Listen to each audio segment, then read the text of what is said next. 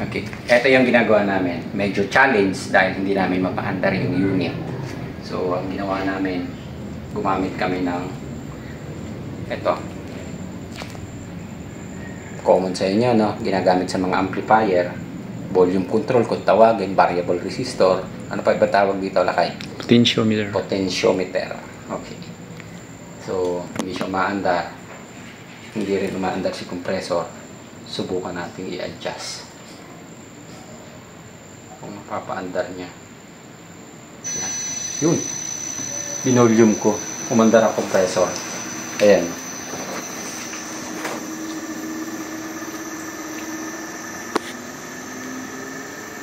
Yan. Maandar na. Ayos na. Pero, meron kaming isang malaking problema pa.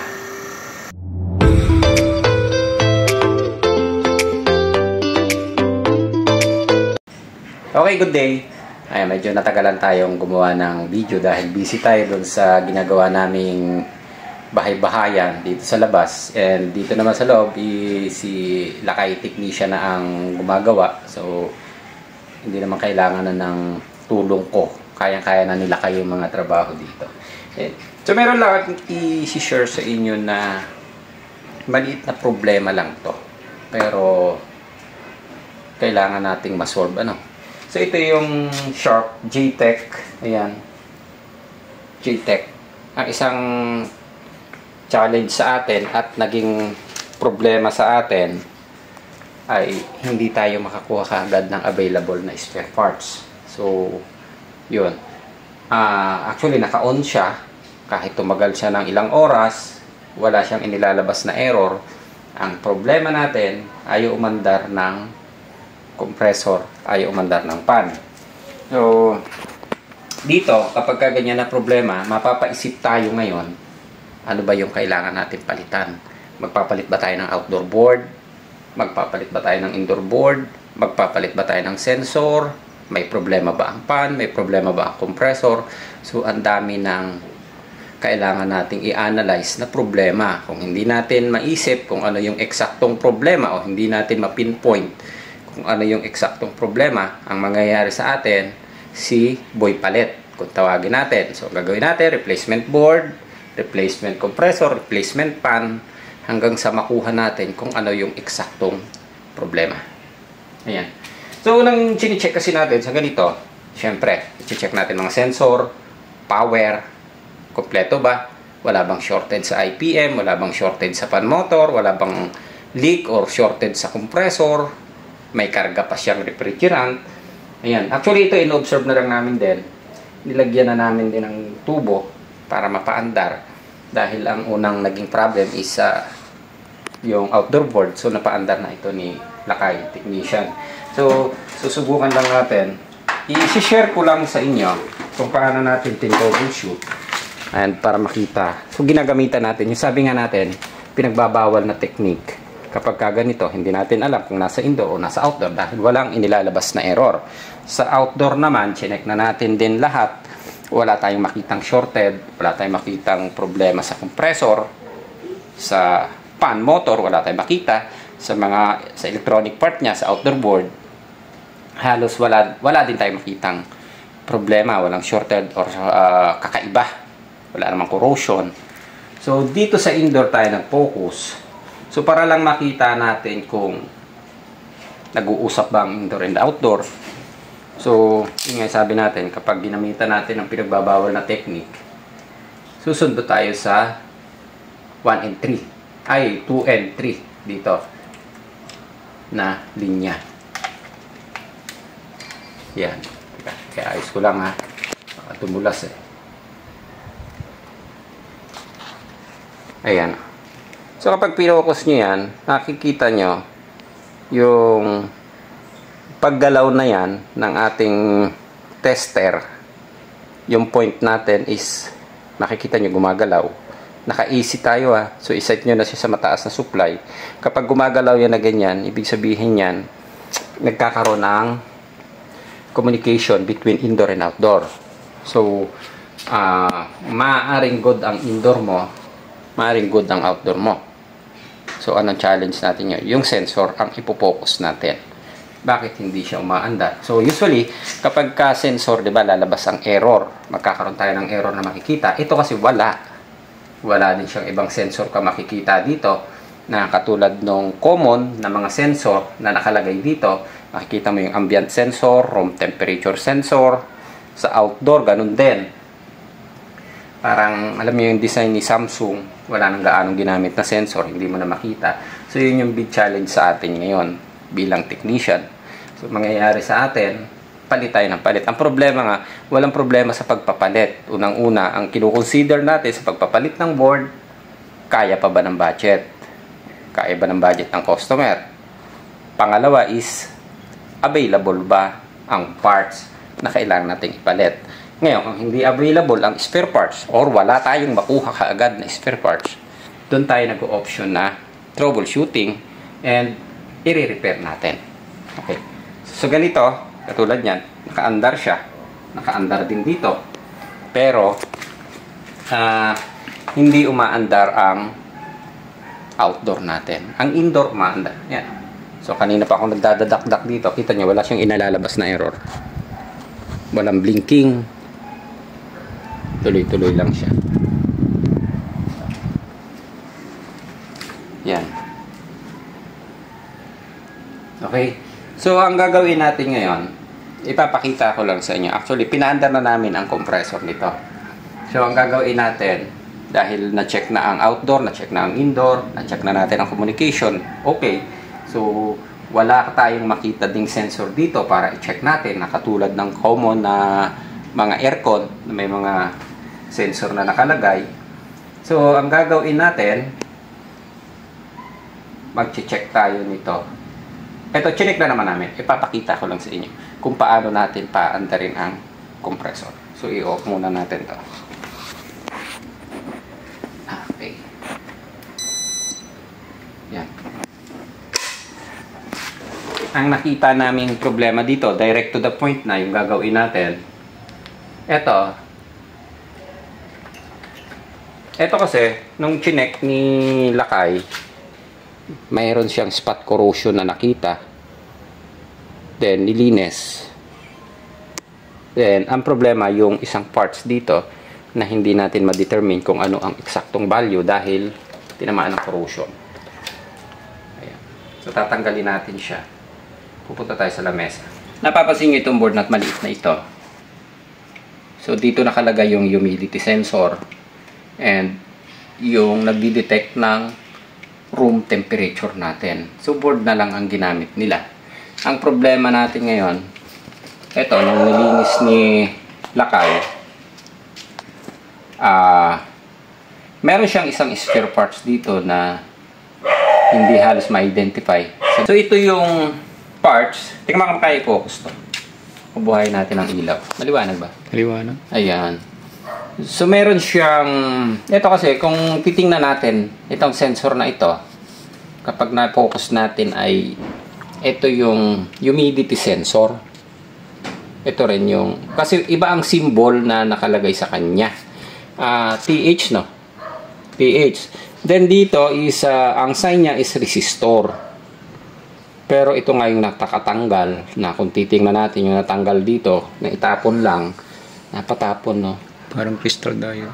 Para siyang crystal diode, Zener diode. Pero ang nakasimbol is resistor. So, ito yung naging challenge. Paano ba natin gagawin? So, okay sana kung etong board na ito is available kaagad. Sabihin natin, palitan na natin. Or, orderan natin yung board. Kaya lang, hindi naman tayo sigurado kung yung indoor ba natin is good, yung outdoor ba natin is good. Wala naman tayong stock na ganito. Ngayon, kung orderan natin, syempre, kailangan nating gastusan. Bibili tayo ng panibago nito. Ang challenge lang sa atin, or ang problem lang natin, nagpalit tayo nito, sira pala si compressor, sira pala si outdoor board, sira pala si fan, or may ibang sira pala, hindi lang dito. So, nangyari, gumastos na tayo hanggang umabot tayo dun sa point na hindi na siya ipatutuloy gawin. So, mangyayari, gagastos tayo ng spare parts. So, kapag ganyan namang spare parts, hindi natin basta pwedeng ipa-shoulder ka agad sa customer dahil, syempre, abunuhan, tayo yung technician, di tayo pipili. Ano, yun yung point.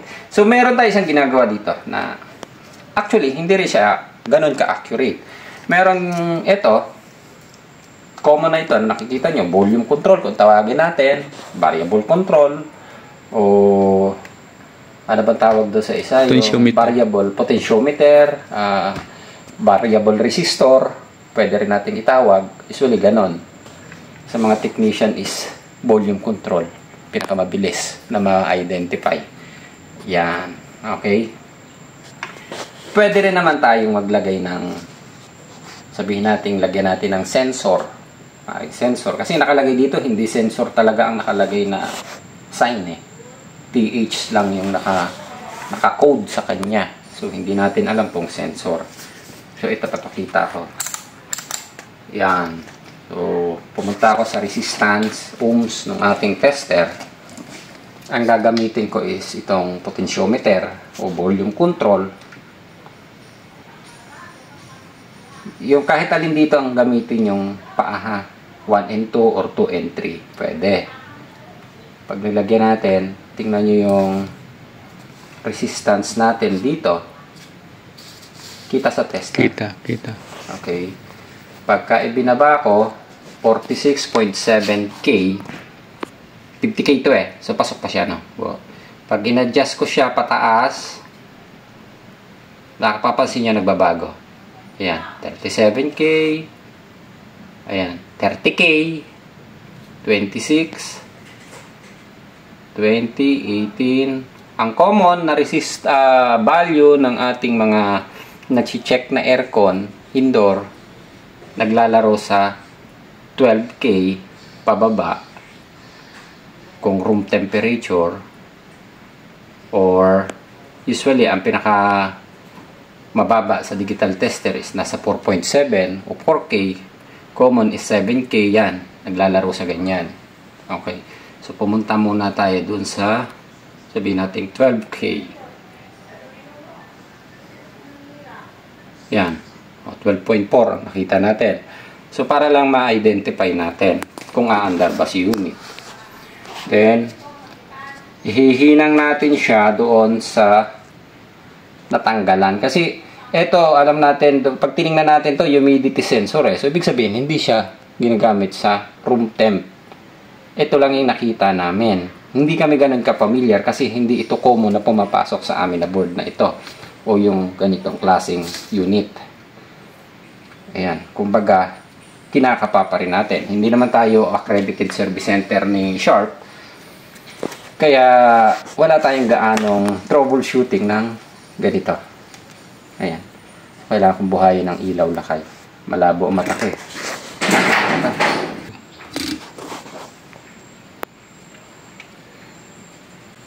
Ayan. So, kakabit natin.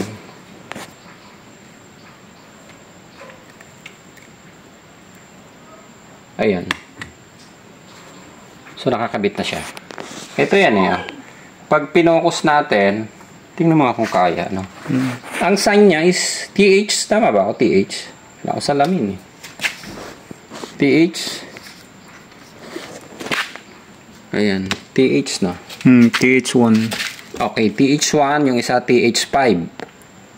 Yeah, so, sensor pa rin. Ito kasi, humidity, part pa rin ng sensor. So, ibig sabihin ito, kung TH yung nakasign dito, part siya na sensor. So, ang problema, hindi natin alam ang eksaktong value kung anong klase or anong klaseng sensor ang ginamit. So, gumamit muna tayo nito, potentiometer. For troubleshooting purposes lang naman ito yung ginawa natin. Hindi siya pang fix para lang makita natin kung magkakaroon ba siya ng pagbabago. So, yun yung challenge sa atin ng mga technician. Susubukan natin kung ano yung mga pwede nating gawin na possible na makatulong. So, ito naman, kung lagyan natin yan, kung like potentiometer, hindi naman siya gano'n nakaka-apekto sa ibang spare parts. So, maaari lang mapagana natin. Kumbaga, ito sabi nga natin, pinagbabawal na technique, dahil wala. Ngayon, kung meron sana tayong ganitong board, automatic, salpak natin, kita na natin, di ba? Kung hindi gumana, palitan natin si indoor.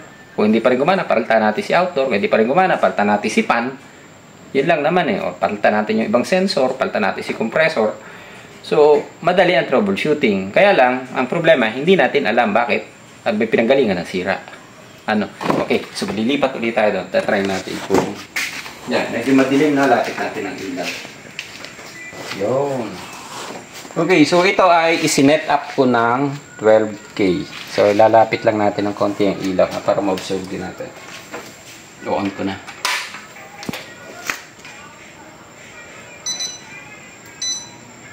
Ayan. So, ini-on lang natin. Reset ko lang. Ayan. Kumanda ang compressor natin. Nakaset tayo ng 12K. Ayan. Maandar na siya. Ito yung actually kinargahan na rin ni lakay ito ng refrigerant para ma-observe natin. Kasi napaandar niya nga itong board dati nung ni-repair niya. Pero ang problema, hindi niya makita kung tawag dito kung bakit namamatay siya dun sa customer. Ayan, kaya nilagyan ng tubo. Ayan, may leak ka siguro na bumaba ang karga mo. Maaari. Ayan, okay. Ayan, maandar siya.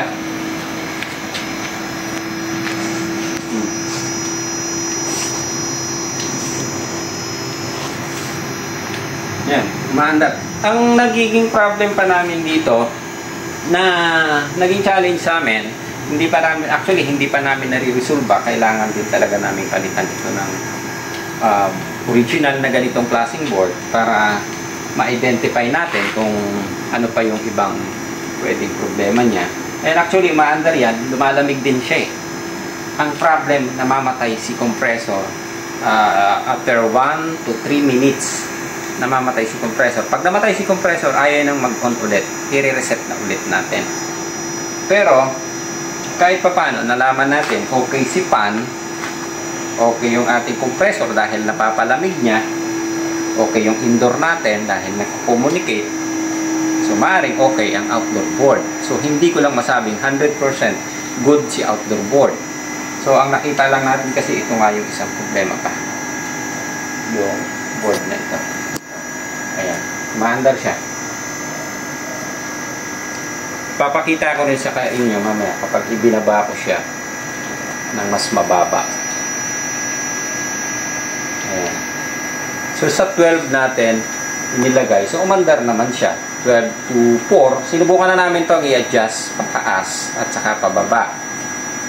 So ang sensor naman ganun, hindi naman natin makukuha yung eksaktong value niyan, lalo na depende yan sa ambient. Okay?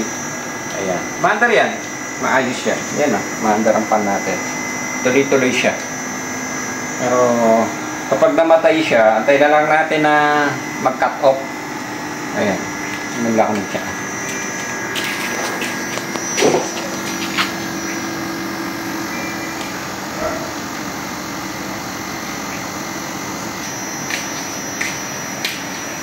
Okay lang.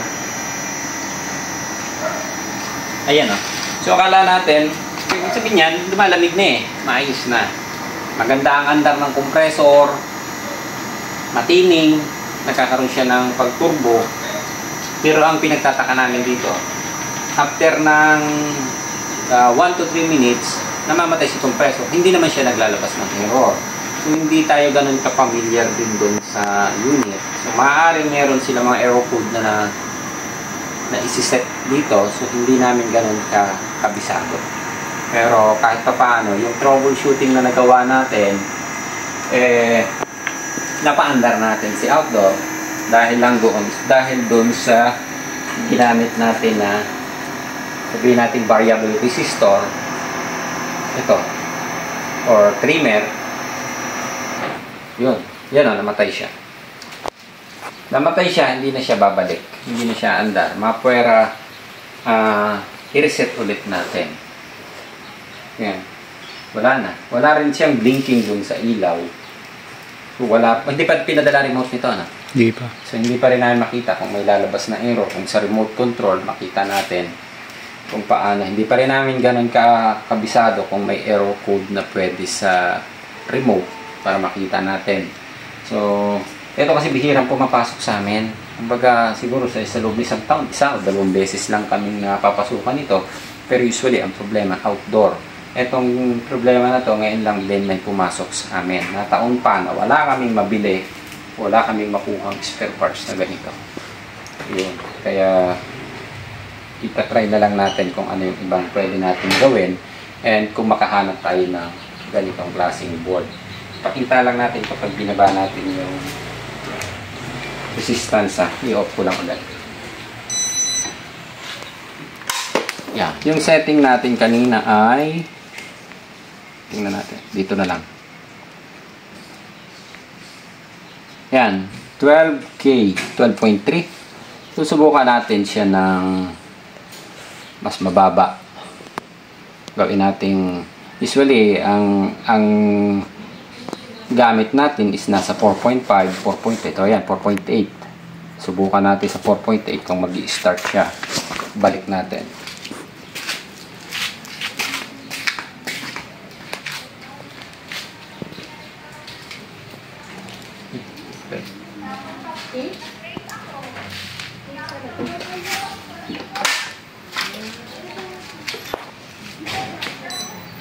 Yan.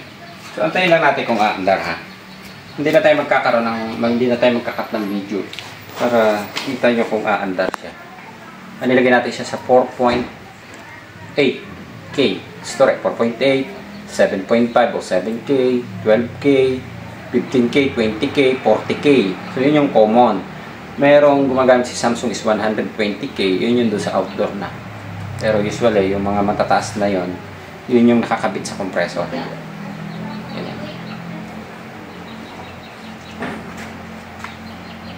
Antayin lang natin kung andar ha.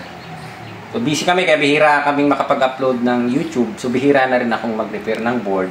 Si Lakay na ang gumagawa dito. So, follow nyo yung Lakay Technician sa Facebook page. So, siya yung gumagawa natin na technician dito.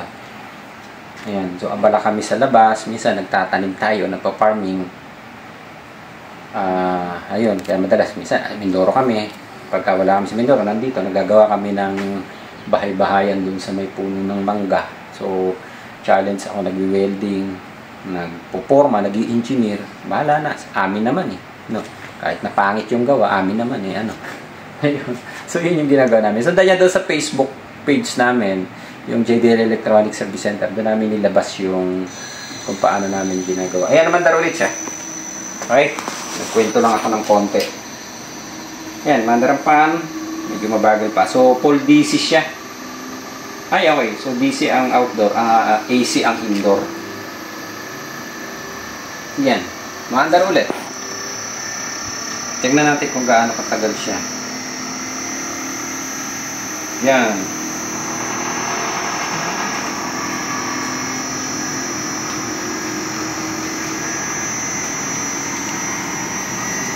Okay. Sumaandar siya doon. Hindi ko na lang papakatagalan, pero ikukwento ko na lang sa inyo. Puno ulit ha. Yan. So, ganun din ang senaryo. Andar siya ng 1 minute, 1 to 3 minutes na mamatay. So, susubukan natin naman na itaas. Tingnan nyo kung aandar para makita nyo lang ha. So, ang setting natin, kung titingnan natin, ang setting na ginawa natin na pinaka-sensor. So, ito, ipagpapalagay nyo lang sensor ha. Sabi ko, pinagbabawal to ha. Baka pagtawanan tayo ng mga engineer. 4.8. So, ang naging value ng ating sensor, kumbaga ginawa nating sensor to is 4.8. Ayan. Kaya lang, hindi siya nagbabago dahil kahit lumamig o uminit, hindi na siya magbabago. So, subukan natin siya ngayon ng mas mababa or mas mataas. Ayan. Binaba natin. Ilagay natin siya sa anong value ng usually. Ayan. Ilagay natin sa 40. Nilagay ko sa 40. Ito yung setting natin. Ano? Tingnan nyo kung aandar kapag naka 40K siya. Ha? Balik tayo. So, setting natin. 40K.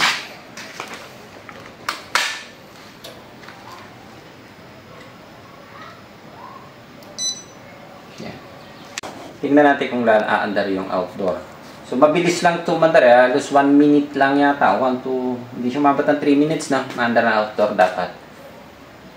Santayin natin. Ngayon, wala naman siya yung nilalabas na error dahil dapat, usually, error niya is blinking. Wala siyang nilabas. So, binaba natin nilagay natin sa mataas na sensor. So, 40K. Tingnan lang natin. Hindi siya maandar, no? Hindi siya maandar sa 40K talaga lang yun. Hindi. Ayan. So, in short, hindi talaga siya maandar kapag binaba natin.